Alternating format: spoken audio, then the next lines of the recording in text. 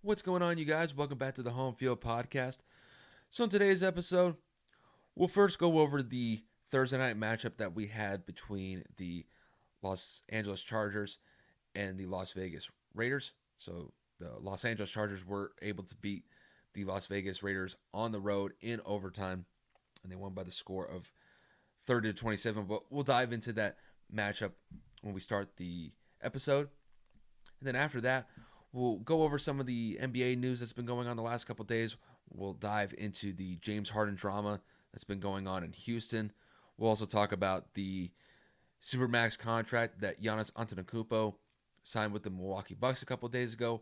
We'll talk about the impact of that signing and where the Milwaukee Bucks will go from here. And then after that, we'll wrap up the episode with a preview of all the games for Week 15 in the NFL. Not really going to do too much of a deep dive into each game. We're just going to go down the game slate, kind of assess where both teams are right now, and then we'll just make a pick to see who wins in the matchups for the games later this weekend. With that said, you guys, should be a fun episode. Hope you guys tune in. With that said, let's get to it.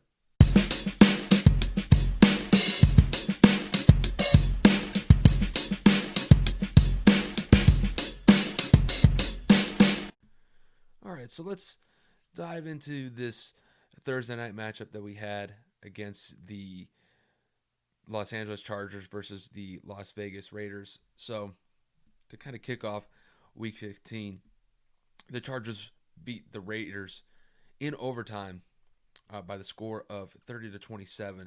Now, to be 100% honest with you guys, I didn't really watch much of this game. I kind of was watching the kind of bits and pieces throughout the game, but I was able to catch the overtime portion from beginning to end. And it actually looked like that the Raiders were going to march down the field with Marcus Mariota, who replaced Derek Carr, who left the game earlier with a groin injury. And it looked like Mariota was really going to put the Raiders in the win column here against the Chargers, but they weren't able to capitalize really around the 2 to 3 yard line to start off the drive. There was I want to say that there was a time where I thought that Josh Jacobs was going to score a touchdown either by he was running the ball, had a chance to get in, but he ended up slipping. And I remember on a third down play, they had Mariota run a bootleg and throw kind of like a quick out to one of the fullbacks, and the pass got knocked down. So the Raiders had to kick a field goal to put them up 27-24, and then Justin Herbert threw a great pass on the drive after the Raiders kicked the field goal. I believe he threw it to Jalen Guyton for about 50 yards. That set them up really around, I want to say, around the 2 to 3 yard line. And then a couple of plays later, Justin Herbert was able to sneak into the end zone and give the Chargers the win. Like I said, they won by the score of 30-27. And with the win, I mean, with the Chargers, they're not going to the playoffs this year. However, for Herbert, it was a big win for him. He bounces back from, I remember just a couple weeks ago where they got absolutely annihilated by the Patriots 45-0 at home. And to beat a solid team in the Raiders, and the Raiders are still trying to get a playoff spot in the AFC playoff picture at this point, and the Chargers were able to deal a significant blow to the Raiders' chances into getting into the playoffs in the AFC race at this point. So it's a huge win for the Chargers and for Justin Herbert just to kind of build his confidence towards the end of his rookie season. And like I said, for the Raiders, it's an absolutely devastating loss for their playoff hopes. Right now, they're sitting at 7-7. They're looking on the outside in at this point. They still have somewhat of a decent chance to maybe sneak into the playoffs. They do have a couple more weeks, but this would have been a huge win for them. It would have pushed them to 8-6, but now they're sitting at 7-7. And like I said, they're really kind of like on the outside. They're looking at the outside in at this point. And we'll see what happens over these next 2 weeks with the Raiders. But like I said, this was a significant blow to their playoff chances as it stands right now.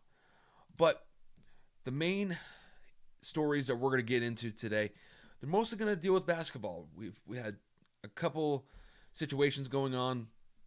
Honestly, we've had the Giannis situation with the Bucks, but the first one that we're going to get into is a James Harden situation in Houston right now. So, as it stands right now, the Rockets are communicating with several different teams across the NBA who are interested in trading for James Harden. So, from what I've seen so far, it's still kind of a fluid situation. The 76ers, I've seen the Miami Heat are in discussions with the Rockets and the Brooklyn Nets. Those are some of the teams that have been in contact with Houston at this point for James Harden. But really, the main team that is in focus right now to land James Harden is the 76ers.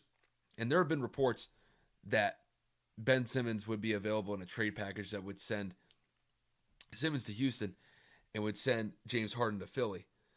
However, Daryl Morey, who's the president of basketball operations for the 76ers, now he used to hold the same position for the Houston Rockets just a few years back, ended up going to Philly this offseason to be their president of basketball operations. And he said flat out that they're not going to trade Ben Simmons in any way whatsoever. So he said, we are not trading Ben Simmons. He is an important part to our future. And that's a direct quote. That's a direct quote from him.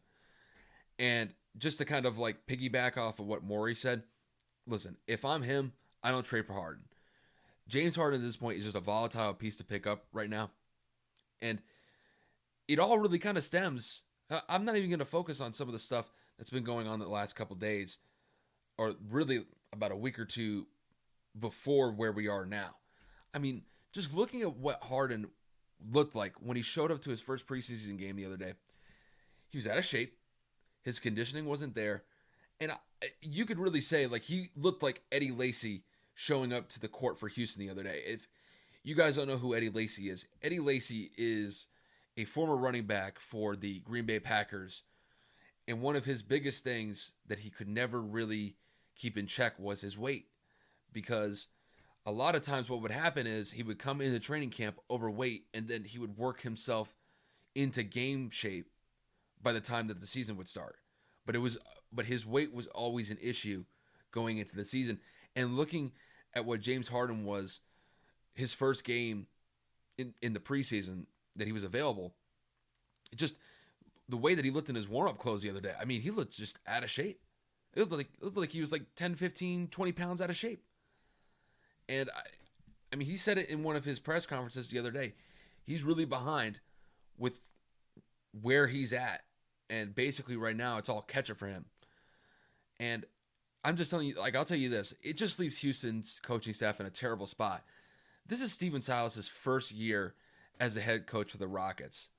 And this has to be extremely frustrating for him because within the first couple months of just being hired for this position, he's got to deal with all this drama unfolding in front of him. And he's had multiple press conferences where reporters have asked James Harden, they've asked about James Harden. Where is he?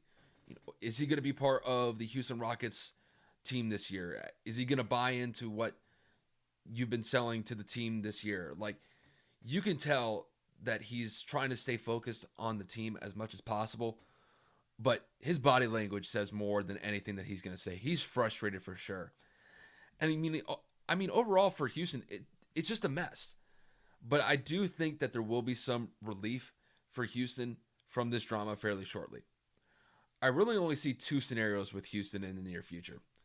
They either trade James Harden and they build around John Wall, DeMarcus Cousins, and Eric Gordon for the rest of the year, or James Harden stays, he buys into what the Rockets are going to do for this season, start out the season, and then he'll just kind of play it out from there. There's no other scenarios other than those two. It's really kind of those two. And if it were really up to me, I would just get James Harden out of there and try to get a bunch of trade capital back for him. I wouldn't be able to put up with any of his BS anymore. He showed up to the facility out of shape.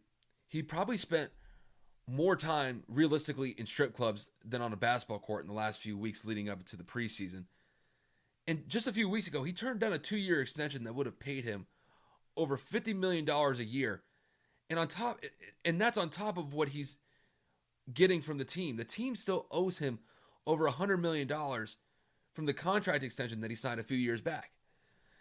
And realistically, this is just scratching the surface. If I'm going to be honest, Houston's front office has bent over backwards to bring in solid talent for James Harden. They brought in Chris Paul a couple years ago. He was on the Rockets for 2 years.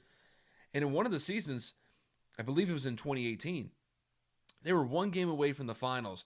And they were playing against the Golden State Warriors in the Western Conference Finals. And this is when Golden State had Steph, Clay, Kevin Durant, and Draymond, when they were all running and gunning. And basically, this was the peak version of the Golden State Warriors. And they were one win away from getting to the finals. They just couldn't capitalize on the opportunity, and they let it slip. And Golden State ended up winning the series and then moving on to the finals. And then going into this past season, in the beginning of the 2019 season, they traded for Russell Westbrook. Chris Paul got sent to OKC. Russell Westbrook took his place. And within one season with the Houston, he's already out as he got traded to DC just a few weeks ago. So here's the thing with Houston. I've seen some well-regarded analysts across the board say that Houston's front office is to blame for the Harden drama. In my eyes, these same people are either excusing or turning the cheek to this petty behavior from James Harden. To me, the issue is not the Rockets management here. The issue is James Harden. He is the problem. And a lot of times, I think the media doesn't necessarily like to put too much blame on the players. You got to remember, the players drive the league. And I do understand that they're the main reason that everybody watches the NBA. But you have to call out behavior. You have to call petty behavior when you see it. And James Harden is just being super petty with the Houston Rockets right now. This team has had the talent to vie for championships for several years. But James Harden, in every opportunity that he's gotten to get to the finals, he's fallen short every time.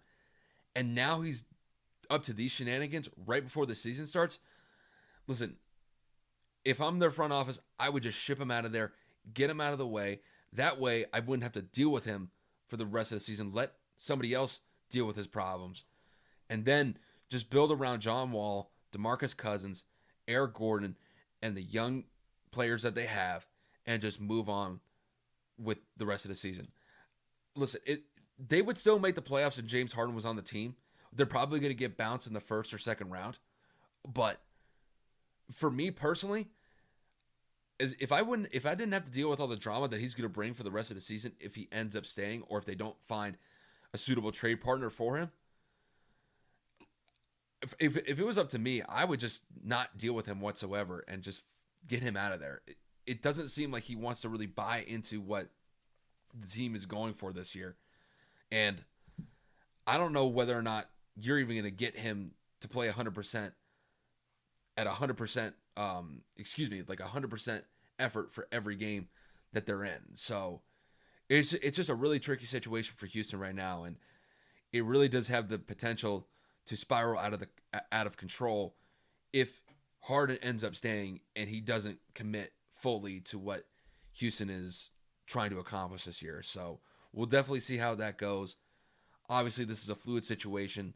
We'll probably find out more either tomorrow, this weekend, or next week. So definitely we'll keep our eyes out for that. Now that I got that out of the way, we'll talk about something a little bit more easier to talk about. And I like seeing news like this. So Giannis Antetokounmpo, the superstar for the Milwaukee Bucks, just signed a 5-year, $228 million Supermax contract the other day with the Bucks. For me personally, this is big for Giannis, and this is big for the Bucks, because there have been some rumors flying around that Giannis could have left Milwaukee after this season. There were some rumors that he could have gone to Golden State. There were rumors that he might have gone to Miami after this season. Now, for me personally, I thought that Giannis was going to sign a new deal after this year in the offseason. I was actually kind of surprised that he signed this deal right before the season started, just because I was in the mindset that he would go into the season, he would play it out. If the Bucks played well and they were able to get to the finals and potentially win the finals, then I was in the mindset that he was going to stay. Now, had they fallen short, then to me there was a realistic possibility that he could potentially leave Milwaukee and then maybe join a team like Miami or a team out west like Golden State. But hindsight's always 20/20 in this sense, because Bam Adebayo for the Heat, he signed a contract extension just a few days ago. And then the Golden State Warriors, they drafted James Wiseman in the draft. So really those two teams were kind of like the rumored teams that Giannis could potentially go to if he were to leave the Bucks. And then when the Heat and the Warriors made those moves, it then seemed like Giannis was probably going to end up staying with Milwaukee. But at the time, I didn't really think of it like that. But now in hindsight, it's always 20/20. That's probably something that I should have paid attention to. But like I said, this is a big deal for Giannis and the Bucks. You could put those fears to rest that he's leaving anytime soon, because he's not. Got 5 years under his belt, so good for him. Now, with that said, where do both parties go from here? Now that Giannis has got his money, it's time for the Bucks to go out and win a championship. It's that plain and simple.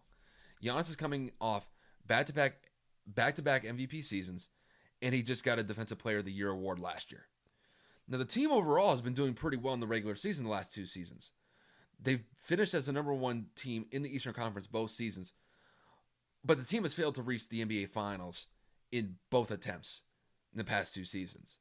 So, now during this offseason, they did lose Eric Bledsoe and George Hill, but they were able to pick up Drew Holiday in a trade from the Pelicans, and he's one of the better two-way players in the league, so that's a big addition for the Bucks. I don't like the fact that they traded a bunch of draft picks for him, but that's another discussion for another day. Now, looking at the trio of Giannis, Chris Middleton, and Drew Holiday, it's a formidable trio. But at the same time, you're going to have to deal with a Brooklyn Nets team that has Kevin Durant, Kyrie Irving, and DeAndre Jordan. You also got to deal with the Miami Heat, who have Jimmy Butler, Bam Adebayo, Goran Dragic, and then you got up-and-coming players on that same team with Duncan Robinson and Tyler Hero as well. And then you can't forget about the Boston Celtics.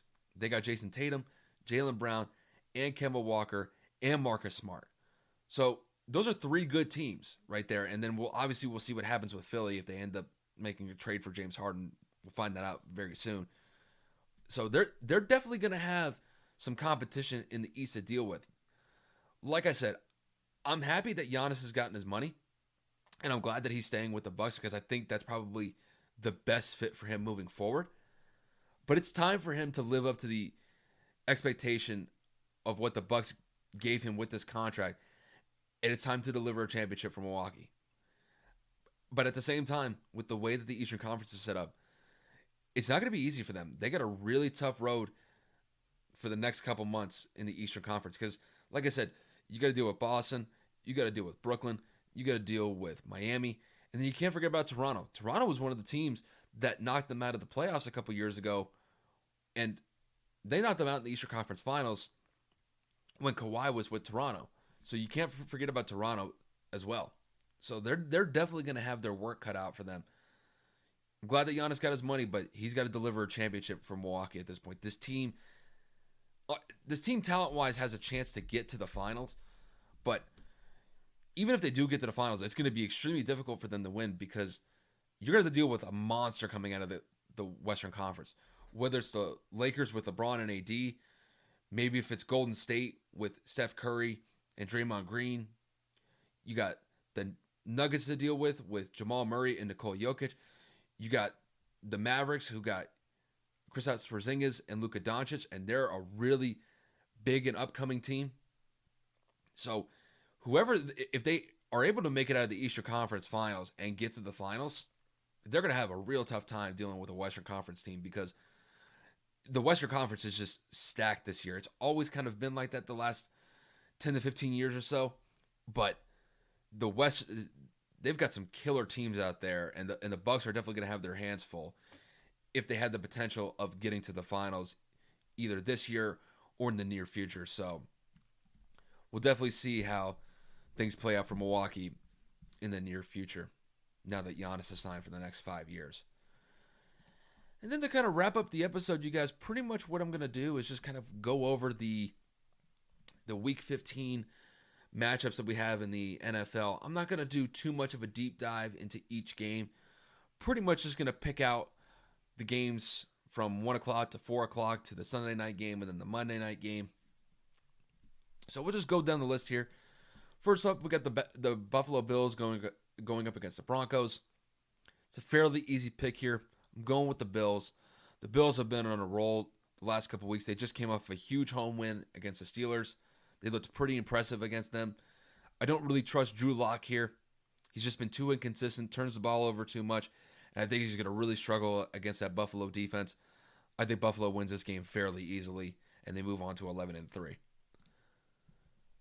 So up next, we got the Panthers and the Packers. So this matchup, like I said, I haven't said anything yet. This is going to be another easy matchup. I like Green Bay here. Aaron Rodgers is just an absolute monster right now. He's either number 1 or number 2 in the MVP race at this point. The team offensively has just been clicking. Aaron Jones has looked good in some of these previous games that he's been in the last couple games. And I just don't trust Carolina to have enough firepower to deal with Green Bay. Christian McCaffrey's probably not going to play in this game. Teddy Bridgewater I think he's going to put up a decent game against Aaron Rodgers. I just don't think it's going to be enough. I think Green Bay wins this one fairly easily, and they move on to 11-3, as well as I predict the Bills will as well. Next, we got the Texans versus the Colts. So the Colts right now are sitting at 9-4. They're trying to get that top spot in the AFC South against the Tennessee Titans. And I think looking at this game, this is a must-win game for the Colts here if they're trying to still get the top spot in that division. I think the Colts are going to win this game. I think it's going to be a close one because I'm not going to sleep on Deshaun Watson and what he can do. Overall, the Houston Texans had a terrible performance against the Chicago Bears last week. They got absolutely smoked on the road. So I expect a bounce-back game from Houston against Indianapolis here. I think Phillip Rivers is going to be the difference maker here, though. He's been playing pretty well the last couple of weeks. Jonathan Taylor has been an absolute monster on the ground. I expect him to do the same here. It will be tough going up against J.J. Watt in that front line, though. So it may be more Phillip Rivers kind of leading the show for Indianapolis this week, but I think Indianapolis gets the win at home. I think this is going to be a competitive game, though. I think these divisional games are always difficult to be in, especially at the end of the year. And Houston is definitely going to try to play spoiler here, but I think Indianapolis wins a close one at home, and they move on to 10-4. Up next, we got the Lions versus the Titans. Like I said, the Titans are still trying to vie for that top spot in the AFC South. I like the Titans here. I just think it's going to be too much Derrick Henry. I think Ryan Tannehill is going to light it up too. To be honest with you, I love this.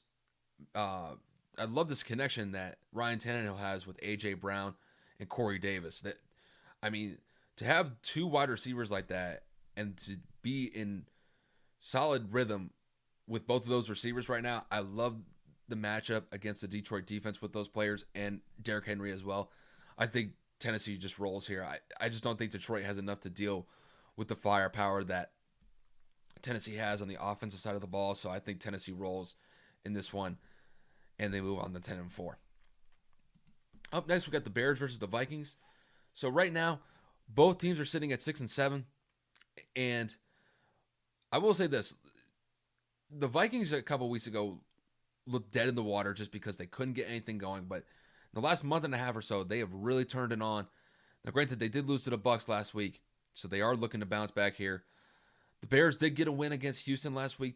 It was probably one of their best performances of the year. And it really kind of ended up really about a month-long stretch where they just played some really bad football really throughout the entire course of November. But they were able to turn it around against Houston. It's a big divisional matchup. Both of these teams are still trying to vie for a spot in the NFC playoff picture. And I think this is going to be a very competitive game just because I think both teams really have nothing to lose at this point. They're going to go for broke in this game. But I like the Vikings here. I think Kirk Cousins is going to have a decent day. I think Dalvin Cook is going to have a great day on the ground. And I think that the Vikings defense is going to be just enough to slow down Mitchell Trubisky just because I don't trust Trubisky in big games. This is a big game for him, and I just don't think he's going to be able to live up to expectations. I think the Vikings win a close one, and they move on to 7-7. So up next, we got the Seahawks versus Washington. So right now, the Seahawks are sitting at 9-4. Washington sitting at 6-7. Washington is the home team. Now, Washington really is the team right now that's kind of it's basically the team to beat in the NFC East at this point. They have kind of taken they've really taken the lead position at this point. So they're only one game away from 500. If they were able to get a win, they would move to 7-7. However, I do like the Seahawks here. I think Russell Wilson's going to be too much for Washington's defense to deal with. I think this has the potential to be a high-scoring game just because I think both teams have a potential to score points. We'll see what happens with Washington's offense. I don't know if Alex Smith is going to play in this game.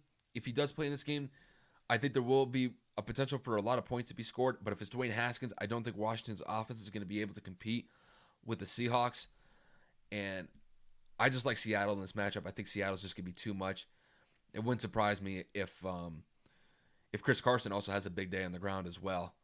It just kind of depends on what the weather's going to look like. But I do think that Seattle's going to put up some points here. And I think they'll leave Washington with the win. And they move on to 10-4. So up next, we've got the Patriots versus the Dolphins. Got another good divisional matchup here. So the Patriots are sitting at 6-7. And the Dolphins are sitting at 8-5. Right now, the Dolphins are a playoff team. They are sitting in the wild card spot. So they definitely need this game here. And they are the home team. Now, they're going up against a Patriots defense. They're going up against a Bill Belichick team where they've won 9 straight games against a rookie quarterback. And they're going to be able this is going to be a test for Miami because Miami lost to New England earlier in the season, and it would be a devastating loss for Miami if they lose this game at home to the Patriots.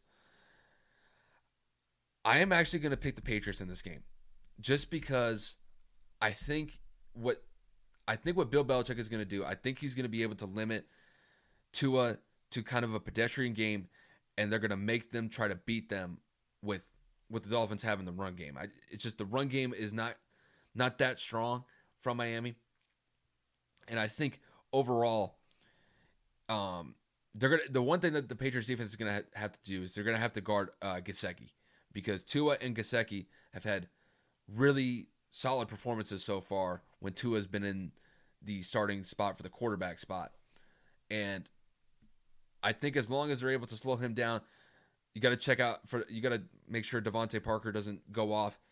So definitely keep an eye out for him. But I think New England is going to play a very ugly game, is going to make it kind of a gritty game. And I think New England is going to squeak this one out. It's going to be a really close game. It could really go either or at this point. It wouldn't surprise me if the Dolphins win this game. I'm just going to pick the Patriots just because I don't think Tua is going to perform that well against a Belichick-led defense. And I think he's going to struggle in this game. I think the Patriots win this one, and they move on to 7-7. So up next, we are going to pick the Jaguars versus the Ravens. Easy game here. Ravens are going to win this one by a lot. The Ravens came off one of their best performances of the season against the Browns. That was a huge win for them. With that win against the Browns, they move on to 8-5, and I think against the Jaguars, they're going to move on to 9-5. I think Lamar Jackson's going to have a big day, and I think he needs to just because the Ravens need to really keep playing well to finish off the season to get into the playoffs. I just don't think the Jaguars are going to really be that much of a threat to Baltimore. I think Baltimore is just too dynamic on the offensive side of the ball. I think the Ravens defense is going to have a bounce back game after giving up 42 points last week against the Browns. And I think the Ravens win this one easy. And with the win, they move on to 9-5. So up next, we got the Buccaneers versus the Falcons. So the Bucks are sitting at 8-5, and the Falcons are sitting at 4-9. I think for this game, I'm picking the Bucks. The Bucks really need to kind of keep some consistency going to finish off the season. They've got some favorable matchups in the last couple games that they have for the season. This is one of them, and the Bucks have to go on the road and get the job done. I think Brady's going to have a solid game. I also think that the defense is going to have an opportunity to get some pressure on Matt Ryan, potentially force some turnovers. The one thing that I would like to see the Bucks do a little bit better this week is run the ball. I think Shady McCoy is going to have some decent touches. I think Ronald Jones, actually, I'll take that back because I think Ronald Jones actually tested for COVID. So I would actually expect LaShawn McCoy to get some touches here in this game. But I think Brady's going to play well. I think the defense is going to step up, and I think Tampa Bay goes on the road and they get the win and they move to 9-5 on the season. So up next, we got the 49ers and the Cowboys. So right now the 49ers are sitting at 5-8 and the Cowboys are sitting at 4-9.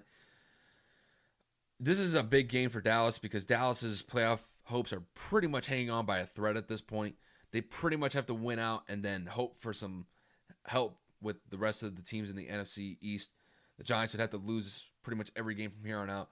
The same thing would have to happen with the Washington football team, which I don't really see happening, but really the best thing that the Cowboys could hope for is just get this win at home against the 49ers. I just don't think it's going to happen. I think the 49ers are going to get this win on the road and knock Dallas out of the playoffs or knock them out of possible playoff contention. I just think that San Francisco's offense, even despite the fact that they're still banged up, I don't believe that George Kittle is coming back this week. I don't know if he's even coming back for this season. But I will say this, with Raheem Mostert kind of questionable, expect Jeff Wilson to get some touches out of the backfield for the 49ers. And I do think that the San Francisco 49ers defense is going to step up. I think they're going to hold Andy Dalton to kind of a pedestrian game. I think they're going to lock up Amari Cooper. CeeDee Lamb might have a decent day. He might get some open targets, but I don't think it's going to be enough. I think San Francisco gets the win, and they move on to 6-8 for the season. And I think they knock the Cowboys out of any last hope to get out of the playoffs. So that's where I see that game going. Up next, we got the Eagles versus the Cardinals. Kind of like I said with the Cowboys just a minute ago, Philadelphia's kind of hanging on by a thread for any sort of playoff hope. They're sitting at 4-8-1. The Cardinals are sitting at 7-6. And for this game, I'm going with the Cardinals. The Cardinals are just too dynamic with Kyler Murray as a quarterback. I think he's going to have a big game. I think he's going to overwhelm the Eagles defense. I think DeAndre Hopkins is going to have a monster day against the Eagles secondary. It wouldn't surprise me if he gets somewhere around 8 to 9 catches, around 100 yards. You know, you could probably throw in a touchdown there as well. Wouldn't surprise me whatsoever. Right now, I think the Cardinals are just a better team. I don't think Jalen Hurts is going to do enough against this Cardinals defense. Even though the Cardinals defense has been suspect the last couple weeks, I just don't think that Jalen Hurts is going to be enough to beat the Cardinals here. So I think the Cardinals win this one. I think it's going to be a close game. I think the Eagles are definitely going to give the Cardinals a run for their money. But I think Arizona is going to get this win, and they're going to move on to 8-6. After that, we got the Jets and the Rams. This is a very easy one. Rams are going to win this one. The Jets suck. They're 0-13. They're going to go to 0-14. They're probably going to lose every game from here on out. They're going to finish the season 0-16. And if any team loses to them in the next couple weeks, they don't do this in the NFL. They don't do relegation like they do in the Premier League. But if the Rams lose this game, you got to relegate them out of the NFL. This is an easy win for the Los Angeles Rams. This should not be a competitive game. The Rams should win this one fairly easily, and they should move on to 10-4 after this game. After that, we got the Chiefs and the Saints. This is probably the game of the week. The Chiefs are sitting at 12-1, and the Saints are sitting at 10-3. Now, both teams are trying to vie for the top spot in each conference. It looks like Kansas City is probably going to get the top spot in the AFC with Pittsburgh faltering the last couple weeks. Now, New Orleans is sitting in a kind of a precarious situation because they got to deal with the Green Bay Packers, who are also 10-3 and also trying to get that top spot in the NFC. It doesn't look like Drew Brees is going to return anytime soon. He's still recovering from those rib fractures that he suffered a few weeks back. You expect Taysom Hill to get the start. And this game, I'm going to pick the Chiefs. The Chiefs are just too dynamic and they're too explosive on the offensive side of the ball. And I just don't think that the Saints defense is going to be able to contain them. I think Taysom Hill can put up some points against this Kansas City defense. I just don't think it's going to be enough. I think Kansas City is probably going to score somewhere around 35 points in this game. I think the Saints could probably put up around 24, 25 points in this game. I just don't think it's going to be enough. I got Kansas City winning this game, and they move on to 13-1. And depending on what Pittsburgh does this weekend, they could actually get some more separation in that top spot for the AFC and a potential bye as well. So then we got the Sunday night game. We got the Cleveland Browns going up against the New York Giants. The Giants are in a really tricky spot here just because they are falling behind the Washington football team in the NFC East race.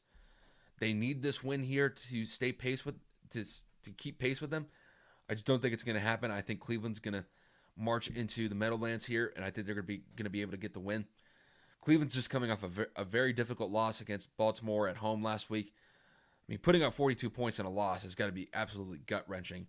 And I think they bounce back in a big way. I don't know if they're going to put up 40 points in this game against the Giants. The Giants actually have a pretty good defense, and I expect the Giants to actually play up the snuff in this game. But I just don't think it's going to be enough for the Giants to pull off a win here. I like Cleveland here. Baker's been playing too well, and I expect either him to connect with Jarvis Landry or Rashard Higgins on a consistent basis against New York's secondary. One of those guys is going to have a big game, whether it's Landry or Rashard Higgins. So I expect kind of more of the same from Baker over the last couple of weeks. I think he's going to have a big game, and I think they get the win, and they move on to 10-4. And then the last game of the week, we got the Steelers going up against the Bengals. This game should be fairly easy for the Steelers just because the Bengals pretty much don't have really anybody at quarterback now that Joe Burrow is out for the season. So Pittsburgh needs this win here. Pittsburgh's been falling off the last couple of weeks. They were sitting at 11-0, but now they're sitting at 11-2, and they've been kind of in some trouble the last couple of weeks. They have not been playing well. Really the last game and a half or so, just kind of over the quarters that they've played. But I think they turn it around here. I think they get a big win on the road against a divisional foe in the Cincinnati Bengals. I don't think that this is going to be I think this is going to be a relatively easy game for the Steelers here. And I think with the win, they will move on to 12-2 and at least keep pace with the Kansas City Chiefs. They need to at this point just because they have been kind of falling off the last couple of weeks. But with that said, you guys, that'll pretty much wrap up the episode. I want to appreciate you guys tuning into this episode. Now, I didn't go over any of the college football championships that are going on this weekend. I will be posting a YouTube video for that, so I'll probably record that.